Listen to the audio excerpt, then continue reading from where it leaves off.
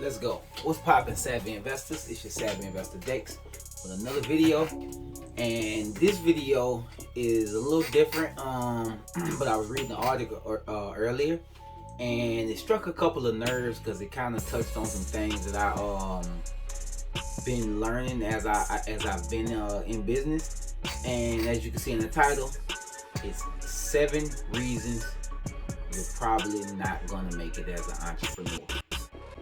Or 7 reasons that you're not built to be an entrepreneur. Or 7 reasons. You get it. You get the whole point of that. Anyway, let's get right into it.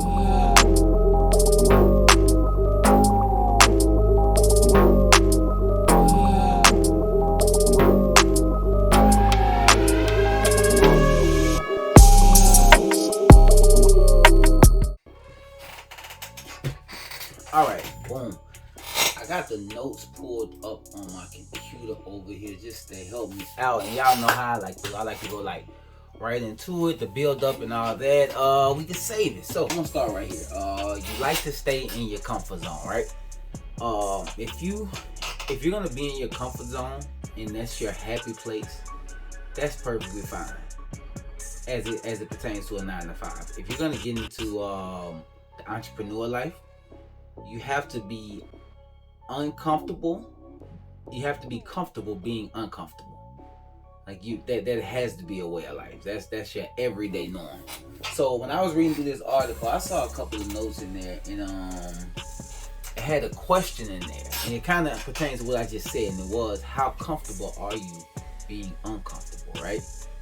Like for me, scale of 1 to 10, I'm like a 12. Like, but that came with time. I'm not gonna say I just jumped right into entrepreneurship and that's how it was. I was just, like already there. It did take some years to get used to the ups and downs and the certain letdowns that come with entrepreneurship. But that's the being comfortable with the uncomfortable part. Come with the territory. All right, another point I made with that is, so Vera Wang, right? So I'm reading through the article. And I see Vera Wang. She was okay. So I got in my notes that she's not failed, but she didn't make the Olympic team one year, right? So she doesn't make the Olympic team. She's working for Ralph Lauren as well. She decides to go. She doesn't decide to go, but she's actually getting married, right? And she goes to look for a dress, and she can't find a dress that she likes. She already works for Ralph Lauren, and she decides to go and design her own dress, and she hired a seamstress, and it was about $10,000, right?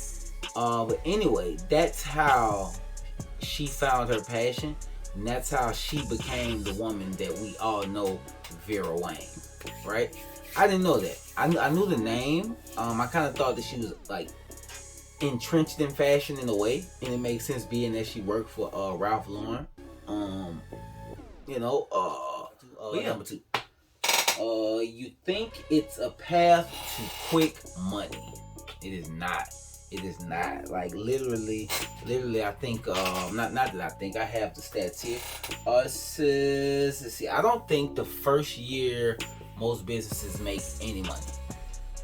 Like the first year and some change, they don't make any money. That's the going rate, you know. And mind you, most of these are product-based businesses.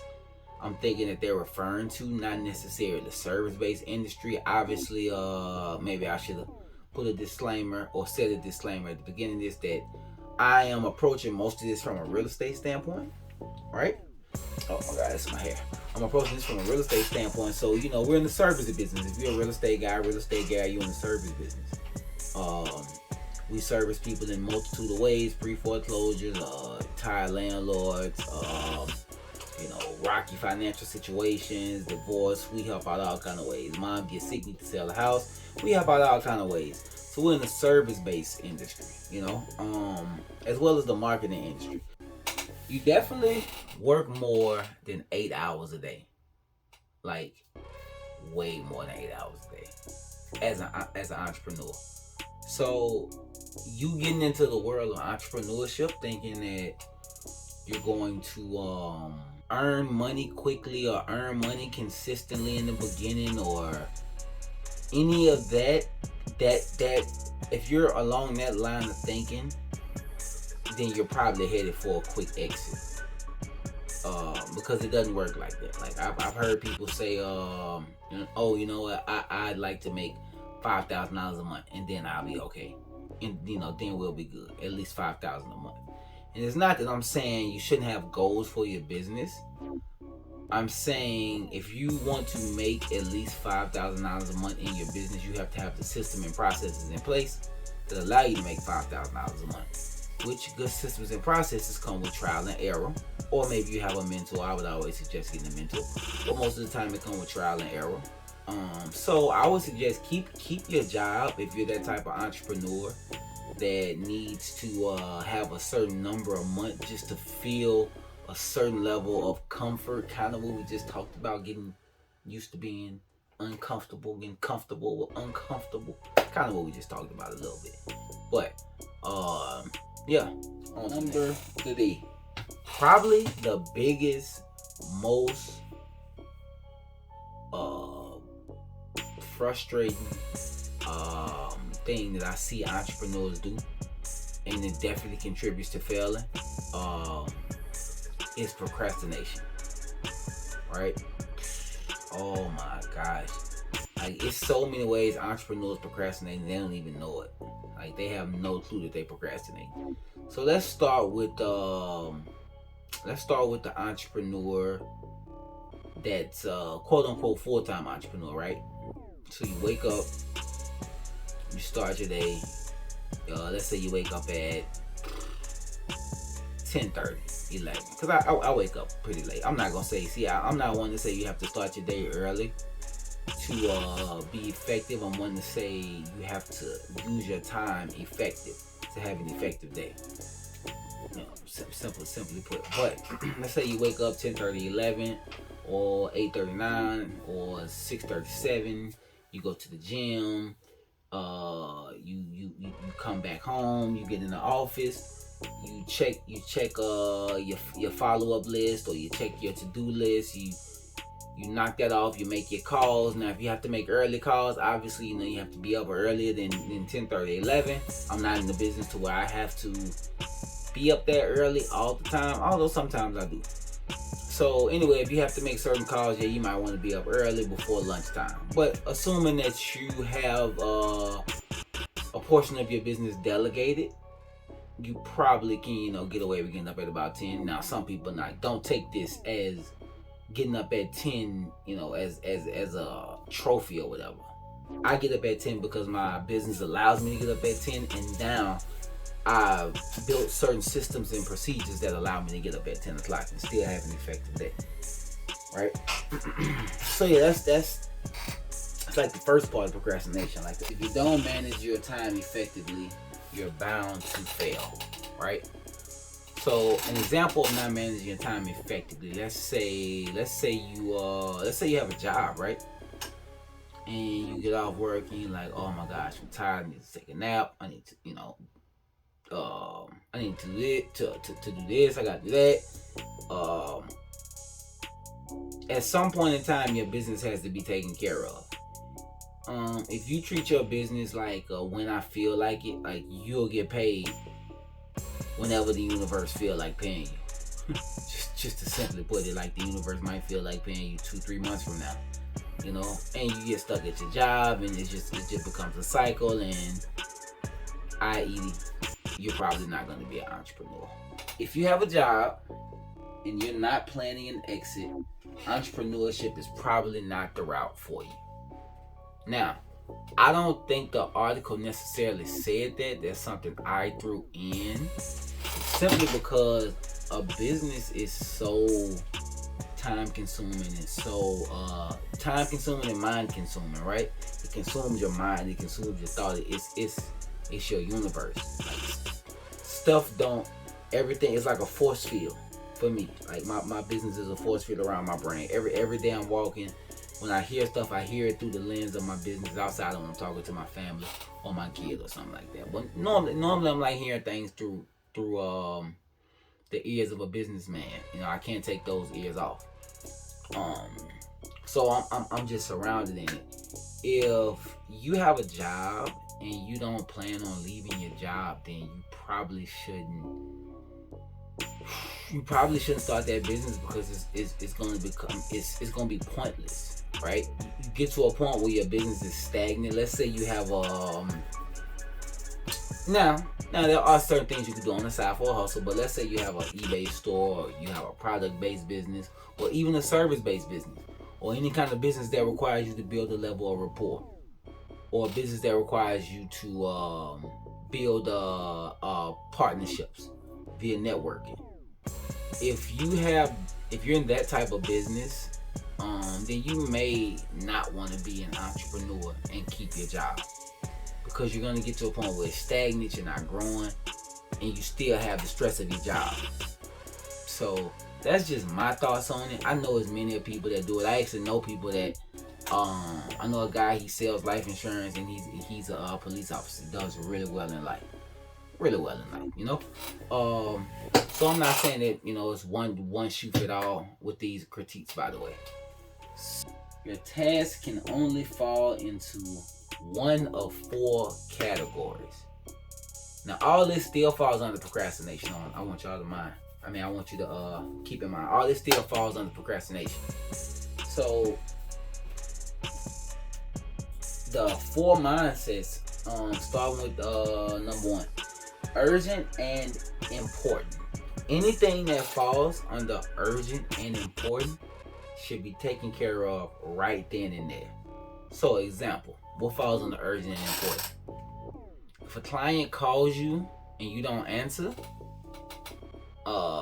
you should immediately call them back. If a client calls you and you see them calling, 9 times out of 10, if you're not talking to another client, you should drop what you're doing, answer that phone, and at least tell them, hey, I'm busy doing such and such, I got this in my hand, I got that in my hand. These are people that are calling you. You don't have to be in an office every time you answer the phone. They understand that we all have lives, especially in this society that we live in now, post-COVID, I guess you could say post-COVID. We live in a world where we do a lot of things on the go. You know, we get everything done in our car. You know, they had had a lot of news stations where they were broadcasting from home. You know, they're still doing it on a lot of the sports shows. They're broadcasting right there from the living room. So it's okay to answer the phone and let these people know, hey, I'm busy, I'm picking my kid up, or a lot of noise in the background. Probably won't be able to hear me clearly, but I'll give you a call in my earliest convenience, or as soon as I wrap this up. That's considered urgent and important, because your clients affect the bottom line. Hands down. That's my thoughts on it. Now, the other part of the priority wheel is important but not urgent. Now, I got some notes for important but not urgent. Okay, this is a task that is important, but the world won't end if you don't do it right now. Example. Let's say you need to skip trace your list so your VAs could start calling Monday. Today is Thursday, right? That's important. You should most definitely have that. It doesn't have to be done right now, right? Important. Doesn't have to be done right now. So when these certain decisions come up in your business, you have to be able to distinguish. And I'm telling you this because you have to be able to distinguish which box you're going to put them in. Right? The next one is urgent and not important. Right? Got something wrote down for this one too. An urgent task that's not important could be something like renewing your business license or ordering new supplies for the office. You can easily delegate that task to somebody else. That's urgent, but that's not important, right? You can get somebody else to do that. Let's say you need to figure out what size shirts your team members wear to get to get their shirts ordered and stuff, right? Versus you taking the time to schedule a call or calling them all or trying to get them separate. You get one of your other team members to do that. You get one of the other VAs to do it. That's pretty you know, it's an urgent deal, something that you probably want to get done, you know, in I would say good time, but it's not something that you should spend your time doing as the owner, as the operator. Don't spend your time doing stuff that don't make money. It just don't make sense. The last one is not urgent, not important. So now, as clear as that one sounds, I would say, in my opinion, 75% of people in business, especially newer entrepreneurs, they focus on what's not urgent or not important, and they don't even know it. And for me, that simply means you're focusing on something that doesn't directly affect the bottom line right now. Like for me, I have a pet peeve when people call me and they talk to me about business. Like get to it. Like, we're talking about business. Like, don't call and tell me about something you saw on BET if we're quote unquote supposed to be talking business, right? Like, if we're supposed to be talking business, don't tell me what you just saw on ESPN, Life. I don't care, you know, honestly. You know, it may be funny or it may be a topic that I'm even into, but at this point in time, we're talking about livelihood. You know, we're talking about business. We're talking about bottom line. We're talking about stuff that affects, you know, the way you take care of your family. So let me see if I can give you an example. I think I took some examples of that. Example of this task could be exploring a new business idea. It doesn't mean it's a bad thing to do, but it won't help your current business. That is perfect. So many people in business focus on stuff in their business like, oh man, what kind of logo are we gonna have? Don't matter. What your sales like? Oh man, what the website gonna look like? Don't matter. What's your sales like? Oh man, I gotta go.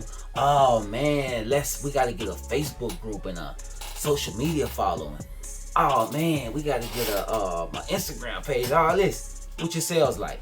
You know, like it's just people focus on all this stuff that doesn't have any bearing on the bottom line or even you having knowledge in the business.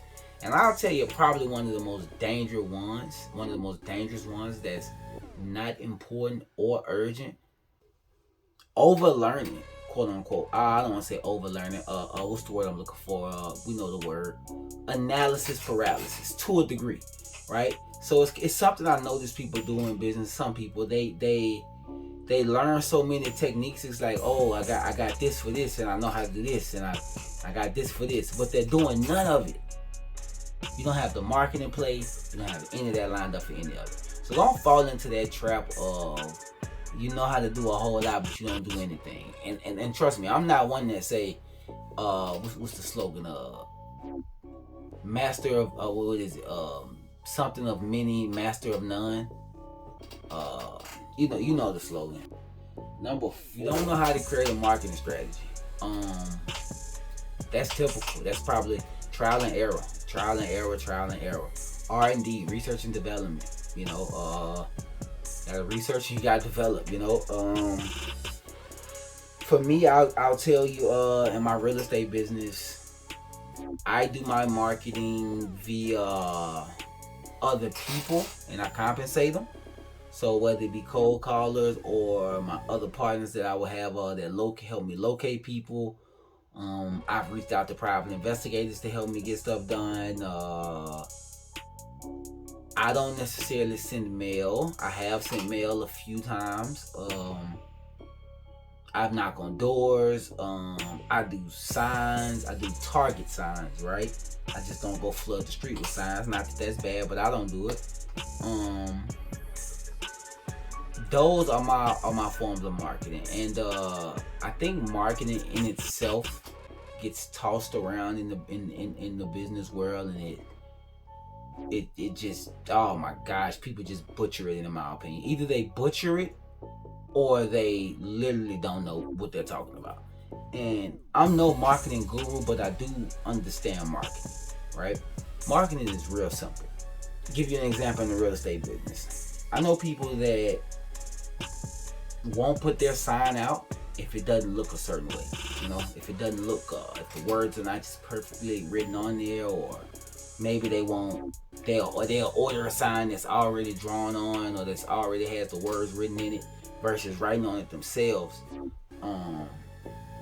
When actually writing on it yourself, handwritten notes, handwritten signs tend to get a way bigger response rate, right? Obviously, if you have 1,000 signs out there, they're not going to be handwritten, and you'll get a response rate from 1,000 signs. But generally, handwritten signs get a way better response rate. But you'll have people that won't put them out there because the handwriting isn't, doesn't look good. Well, the point in marketing is not for your handwriting to look good. It's for your handwriting to be legible enough for other people to know what it says, and it catch their eye for them to call. So I'll give you a quick rundown of something I do in my real estate marketing. I'll give you a little gem. Keep these cards in my car, and they're like offer cards, right? And as I'm riding through the neighborhood, I will leave an offer for these people. I see a beat up house, I'll go put it in the mail, or if somebody lives there, I'll go put it in the mail. And it's an offer card, and it has cash offer, it has my phone number, it has the name of my business. And I typically offer the amount maybe a little bit above that the property is assessed for on the tax assessor site.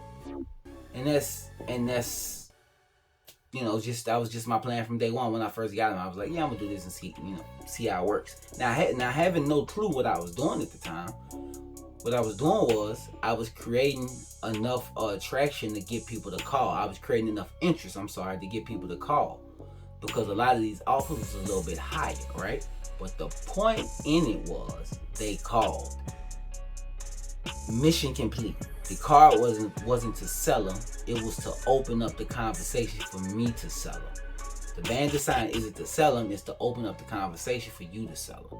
So your marketing piece, no matter what it is, if it gets your client or your potential client to engage in conversation with you by any way, by any means, whether it be social media, letter, text, phone call, if it gets them to respond, even if it's in a bad way, that means they saw you. I get a lot of people that tell me F you. You know what I get normally when I hear F you in my business? That lets me know I'm talking to the right person. So normally I just say, hey, I'll reach out to them another day and maybe, just catch them when they feel it. Number 5, you can't think of any problems to solve or an industry to break into. Okay, so I remember this one. I added the industry to break into because I think it coincides with problem to solve.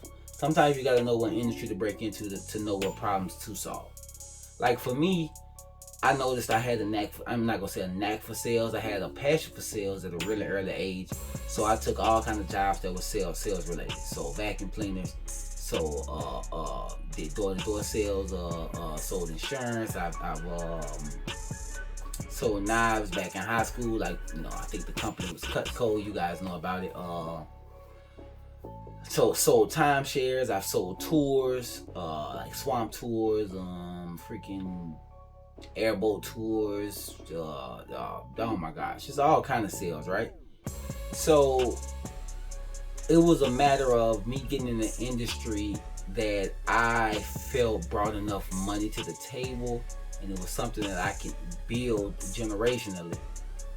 And I ran into real estate. It says most startup founders came up with their ideas while working in their industries for a while and seeing problems firsthand. Meaning, if you're in real estate or if you're in the food business, you worked in that business a little bit, 2, 3, 4 years before you notice something, and you reinvent it, how that's done, or you do it with the twist in your business. A close second at 19% of founders who invented something they wanted to see in the world. Right? A close second at 19% are founders who invented something they wanted to see in the world. So 19% of people, they just go invent something they wanted to see. Right? Not a huge amount of people. 1/5 of the population, right? In third place, at 11%, the founders whose ideas are copies of other businesses, but do something different or better than they do. I'm that guy. So I fall in the 11 percentile of business owners. I think that's the best way to go into business. I didn't think it would be the 11 percentile. I thought it would be a lot, higher, right? But 11 percentile of people go into businesses that they can copy and make better. That's what I do. So I like to copy and paste for a little while, learn the business, do it how it's traditionally done, and then I bring my twist to it.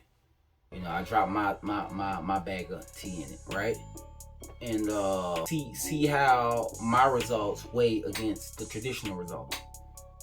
And I gather enough data, and I build a business, and I start systems and procedures, and before you know it, I'm a gazillionaire. Hopefully I'm a gazillionaire. You make a lot of plans, but you don't take action. That is number 6, right? Tons of plans, but don't take action. We kind of spoke about this earlier. This is the person that's like, oh, you know what I'm gonna do? I'm gonna go put 100 bandit signs in my cart, and I'm gonna go subscribe to this guy's YouTube page, couple of guys' YouTube page, and I'm gonna order this book, and then I'm gonna order a course. Then after I get that course, I'm gonna be ready to go make some money.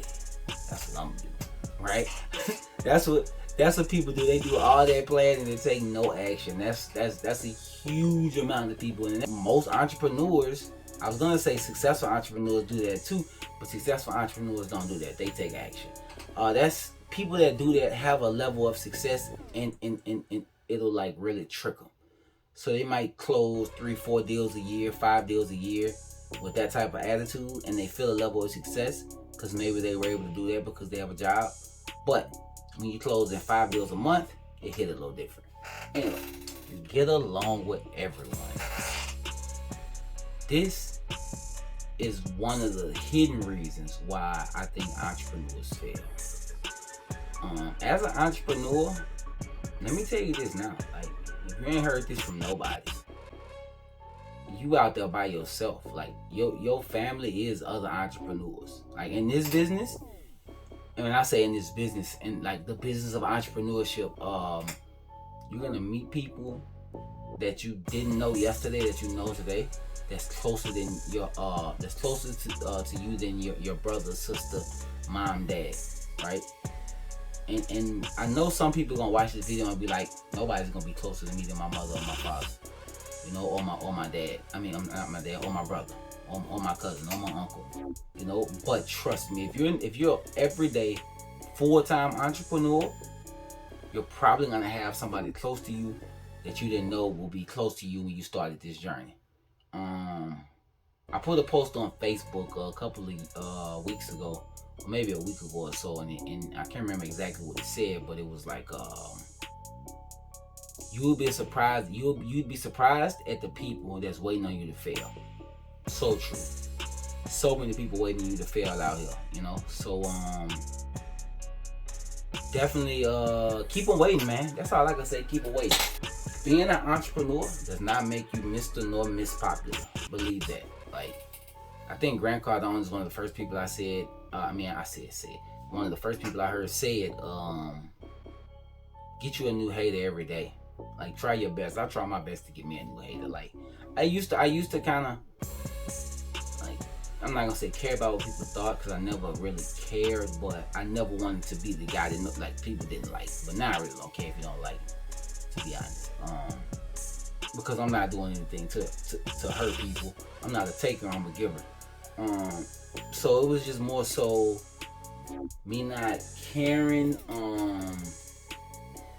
It's something that just comes with the territory of being an entrepreneur. Like, if it don't affect the bottom line, or if you're not physically harming me, or if you're not, doing something treacherous towards me, I probably don't care, right? A scientific study even found that antisocial teenagers were more likely to become entrepreneurs. That was interesting. That was super interesting, right?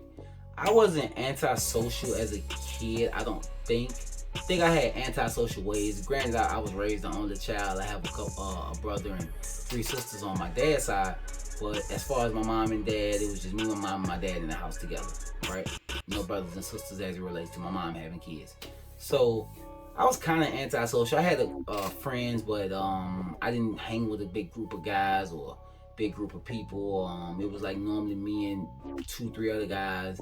And to be honest, as we got older, we grew apart. So I kind of was alone. You know, I typically one place is by myself. You know, I didn't mind going out by myself when I got older. I didn't mind going to like clubs or parties or events by myself. Or even today, I got a 2-seater. You know, I don't really mind going places by myself. I kind of prefer going places by myself. So maybe that speaks to why I'm an entrepreneur.